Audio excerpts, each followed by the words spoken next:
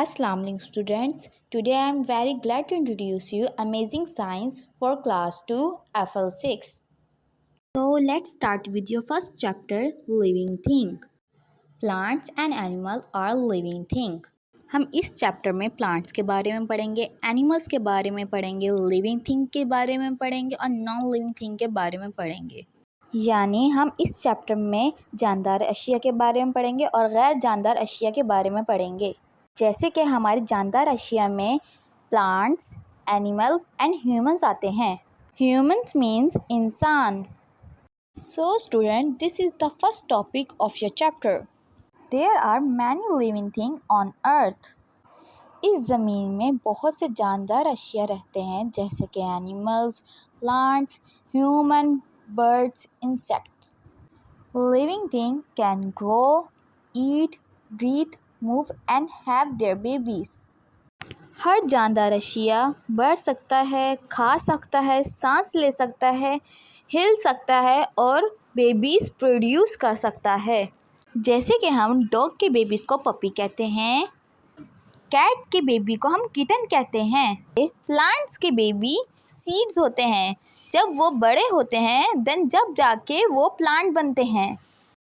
जैसे कि चिकन का बेबी चिक होता है। This is the next page of your topic. Living thing eat food. All living thing need food to grow. जानदार अशिया को खुराक की ज़रूरत होती है बढ़ने के लिए। Animals eat many kind of food. मुख्तलिफ किस्म के जानवर मुख्तलिफ किस्म की खुराक पे इंहिसार होते हैं। Animals eat only plant. कुछ जानवर जो कि सिर्फ पौधे खाते हैं, just like cow, गाय, गोट, बकरी, हॉर्स, घोड़ा।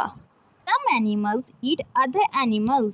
कुछ जानवर दूसरे जानवरों को खाते हैं, जैसे कि lion, bear, wolf. Living thing breathe. तमाम जानदार चीज़ें जो कि सांस लेती हैं। All living thing need to breathe air. जानदार को सांस लेने के लिए हवा की ज़रूरत होती है।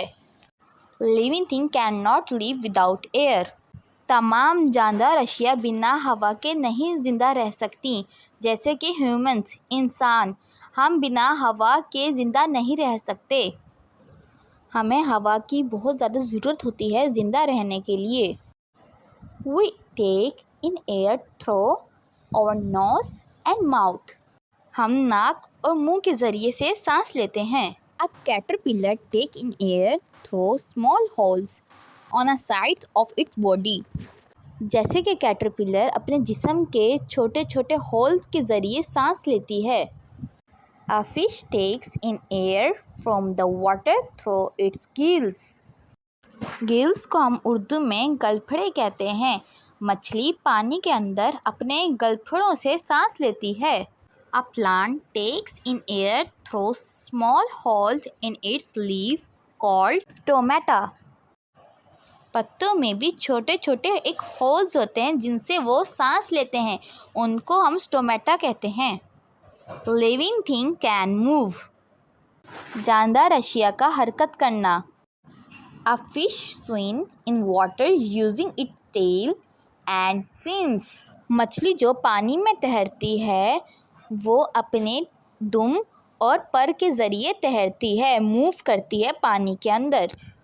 A bird fly in air using its wing.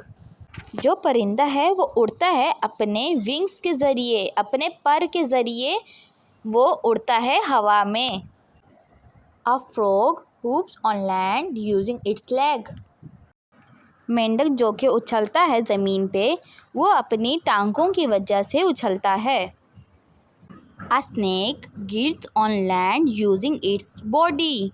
सांप जब रेंगता है ज़मीन पे, वो अपनी जिस्म बॉडी के ज़रिए से रेंगता है।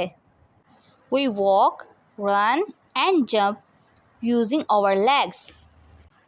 हम चलते हैं, भागते हैं और जंप करते हैं, उछलते हैं अपनी टांगों की मदद से।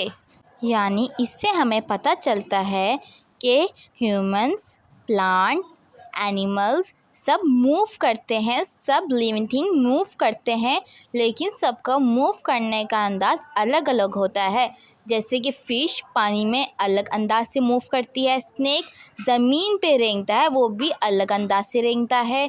और जैसे कि परिंदा हवाओं में उड़ता है, उसका भी मूव करने का अंदाज़ अलग है। जैसे कि परिंदा हवाओं में उड़ता है, उसका भी मूव करने का अंदाज़ अलग है। प्लांट आल्सो मूव, पौधे भी मूव करते हैं, हिलते हैं। The root of the plant move through the ground, पौधों की जड़ें मूव करी होती हैं ग्रो करते हुए। The stem and leaf of a plant move toward the sunlight, पौधे का तना और पत्ते सूरज की रोशनी से मूव करते हैं। सूरज जब उनको मिलती है देन वो जाके हरकत करते हैं। हर पौधे को सनलाइट, सूरज, वाटर, पानी, एयर, हवा, इन तीनों चीज़ों की ज़रूरत होती है, देन वो जाके मूव करते हैं यानी हरकत करते हैं। जैसे कि सनफ्लावर सूरज की तरफ मूव करता है, जब भी वो ग्रो होता है तो सूरज की तरफ मूव करता है। I hope you guys you understand what is living thing and non living thing and which kind of living thing can move. Stay tuned with us. Allah Hafiz.